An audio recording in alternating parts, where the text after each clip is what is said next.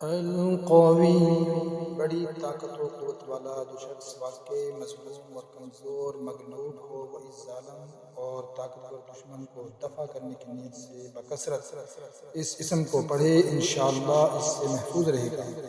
بے محل اور ناحق یہ عمل ہرگز نہ کرے۔ المتین شدید قوت والا، جس عورت کے دودھ نہ ہو اس کو المتین کاغذ پر لکھ کر دھو کر پلائیں، انشاءاللہ خوب دودھ ہوگا۔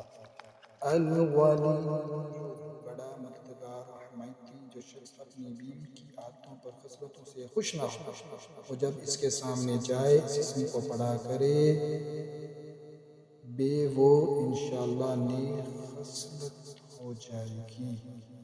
الحمید تحریر کے لائق، جو شخص 45 دن تک متواتر 93 مرتبہ تنہائی میں یا حمید پڑھا